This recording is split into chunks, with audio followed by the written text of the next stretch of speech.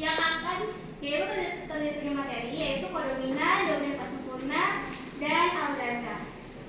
Oke, baik. Saya sebagai moderator kali ini akan mengatur jalannya presentasi pada hari ini.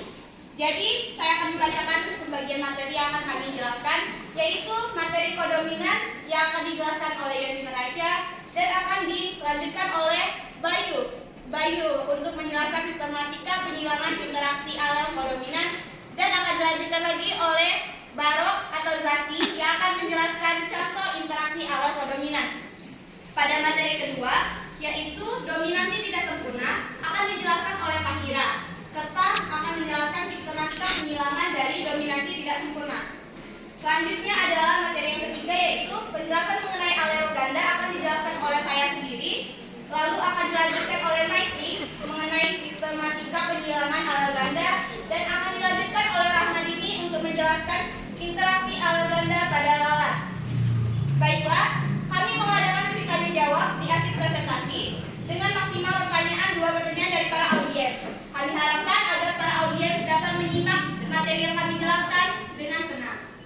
Baiklah, sesuai dengan materi pertama yang akan dijelaskan oleh Yasmin Tasya. Di PowerPoint di belakang dijelaskan adalah dominan adalah alel-alel yang tidak memiliki hubungan dominan dan resesif. Yang dimana dimaksudkan adalah dua alel dari suatu gen yang dominan. Dua gen tadi untuk secara bersamaan sehingga ekspresi gen ini menjadi sama-sama kuat antara resesif dan dominan.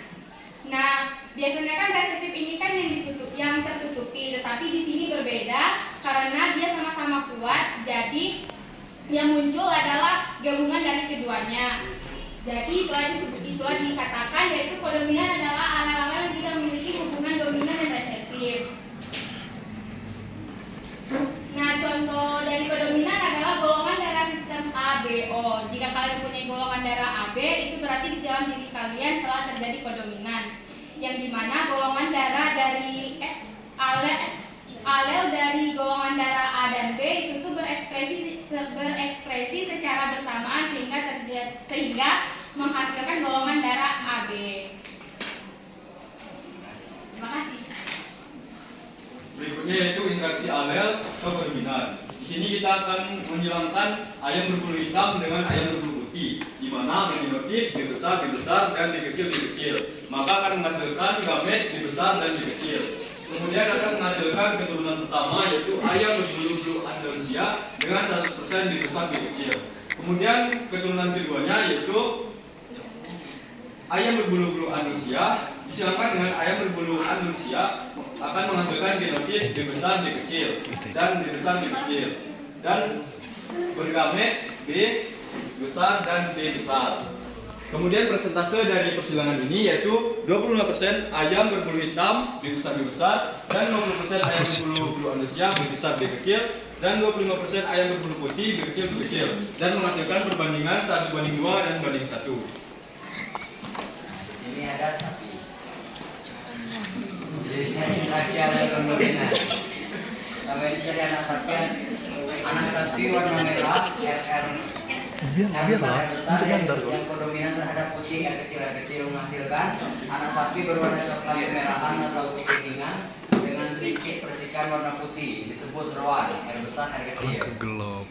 Terus buluan ayam berbulu hitam B besar kodominan terhadap ayam berbulu putih B kecil menghasilkan anak ayam berbulu biru atau bulu Andalusia B besar B kecil. Alel dominan itu tidak dapat menutupi alel resesif sepenuhnya. Akibatnya, individu yang heterozigot akan mengalami atau memiliki sifat yang setengah dominan dan setengah resesif.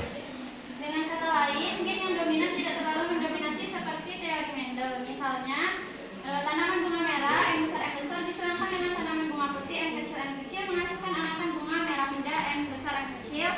Dan pada interaksi alel dominansi tidak sempurna atau intermediate, disilangkan tanaman bunga merah dengan tanaman bunga putih dengan genotip tanaman bunga merah itu M besar dan M kecil untuk tanaman bunga putih. Gametnya kan di sini M besar, jadi gametnya adalah M besar saja, begitu dengan M putih karena M kecil, maka gametnya adalah M kecil sehingga menghasilkan tanaman bunga merah muda M besar M kecil. Kemudian jika disiramkan tanaman bunga merah muda ini dengan tanaman bunga merah muda juga, M besar M kecil disiramkan dengan M besar M kecil, maka di tabel ini menghasilkan M besar M besar, M besar M kecil, M besar M kecil, M kecil M kecil. Di sini M besar M kecil itu adalah M besar M besar adalah tanaman bunga merah itu satu, kemudian tanaman bunga merah muda itu M besar M kecil ada dua, dan tanaman bunga putih itu M kecil ada satu, dan rasionya adalah 1:2:1. Baiklah, saya akan menjelaskan mengenai alat ganda. Alat ganda itu sendiri merupakan kondisi di mana terdapat 2 atau 3 lebih gen yang menempati lokus pada kromosom homolog yang sama. Di mana karakteristik pada alat ganda yaitu pertama, pada lokus yang sama dapat ditempati oleh lebih dari satu alel. Yang kedua itu terjadi mutasi sehingga membentuk banyak variasi alel. Lalu contoh dari interaksi alel ganda itu adalah warna rambut kelinci, sistem darah ABO, dan warna mata merah. Selanjutnya adalah penjelasan lebih lanjut mengenai alel ganda, yaitu yang pertama, sistem genetik yang selama ini kita ketahui dibatasi hanya pada sampai satu pasang alel.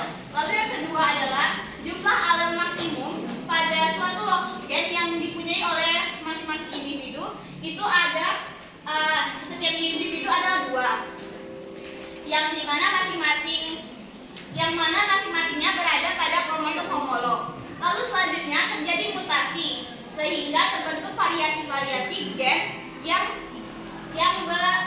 sebagai alternatifnya. Lalu yang keempat dan terakhir yaitu jika terdapat lebih dari 2 alel dalam suatu lokus, maka akan disebut dengan alel ganda. Kemudian interaksi atau ganda, di mana biasanya satu gen itu hanya terdiri dari 2 alel. Nah, sedangkan alel ganda merupakan peristiwa di mana satu gen ini memiliki lebih dari 2 alel, bisa 3 alel, 4 alel. Nah, contohnya bisa ada sistem darah ABO dan pada warna rambut kelinci. Nah, pada darah ABO terdapat fenotip ini ada A, B, AB, dan O. Nah, kemudian pada alel IG itu terdapat 3 alel IG itu jenis IA, IB, dan IO. Jadi dapat dikatakan sebagai alel ganda karena memiliki 3 alel. Kemudian alel ganda pada warna rambut kelinci yaitu ada jenis alel C, yaitu C+, CH, CH, dan C resesif. Karena C plus ini mendominasi dominan pertama, dominan kedua ada CH, pada dominan ketiga CH dan resesif yaitu C kecil.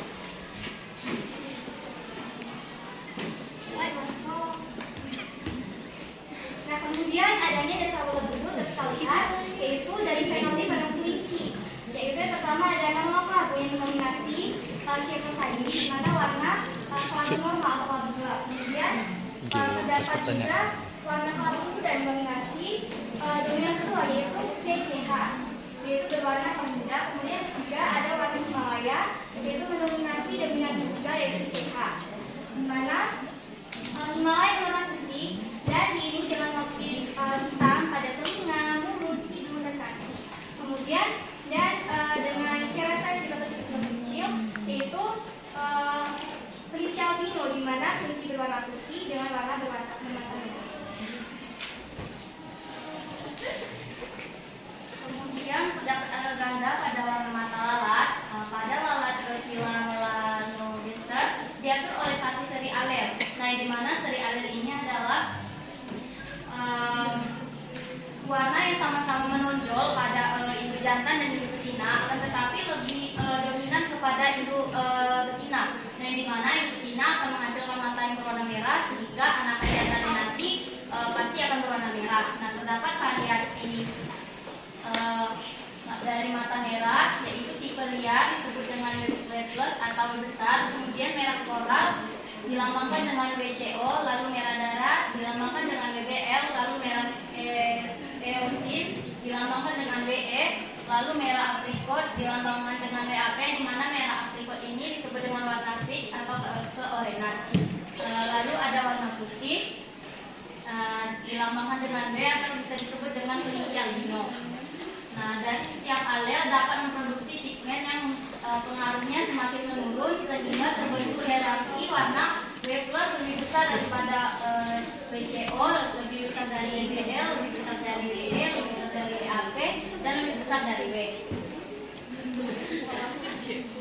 Nah, baiklah, sekian dari presentasi kali ini. Baiklah, seperti yang telah saya sampaikan sebelumnya, kami akan mengadakan sesi tanya jawab dengan maksimal pertanyaan 2 dari setiap audiens.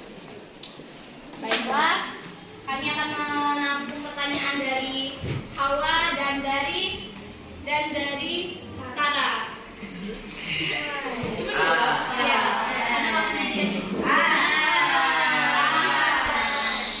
Mohon tenang para audiens. no comment. Assalamualaikum warahmatullahi wabarakatuh. Perkenalkan, nama saya Hawa T. Arista. Di sini saya akan menanyakan pada kelompok kalian. Di sini saya ingin bertanya, gimana kita itu bisa mengetahui ciri dari heterozigot? Misalnya, kalau sapi itu lahir dan dia sama seperti ibunya berwarna merah. Nah, apakah itu tuh juga bisa kita katakan heterozigot atau tidak?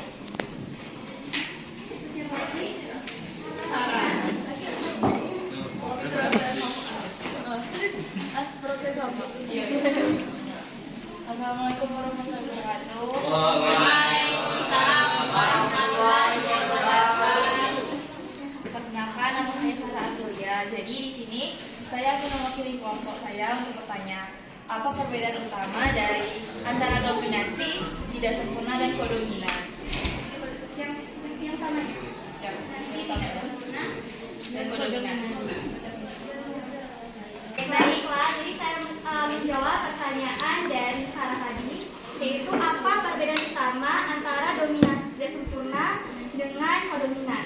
Yaitu di mana kodominan ini merupakan tidak ada alel dapat menghalangi atau menutupi ekspresi lainnya. Jadi kedua warna tersebut ini sama-sama dominan. Jadi misalnya di sini ada sapi berwarna putih dan berwarna hitam, di mana ada juga campuran keduanya tapi lebih dominan, di mana terdapat juga percikan warna putih dan terdapat juga percikan warna hitam. Jadi sama-sama mendominasi, terdapat warna putih dan terdapat juga warna hitam. Kemudian juga sedangkan dominasi tak sempurna, yaitu menggambarkan kondisi di mana alel dominan ini tidak sepenuhnya memiliki efek alel resesif. Di mana misalnya ada bunga warna merah dan warna putih, jadi keduanya akan menyatu atau tergeser jadi berwarna merah muda atau pink. Jadi dia di sini dia kodominan, misalnya dia ada dua warna, dua-duanya sama-sama menonjol, jadi ada warna putih dan hitam. Sedangkan dominan tak sempurna ini warnanya menyatu atau tergeser, jadi berwarna merah muda atau berwarna. Lanjut. Ada Hawa tadi akan dijelaskan oleh Fadira. Jadi sebenarnya kita itu tidak dapat mengetahui ciri sapi atau makhluk hidup lainnya dari sifat heterozigot, karena heterozigot maupun homozigot itu merupakan penentu genotip atau sifat dasar dari individu. Jadi itu tuh tidak nampak. Kalau yang itu tidak nampak. Jadi kalau yang nampak itu adalah fenotip. Contohnya itu warna kulit sapi, warna bulu, warna rambut.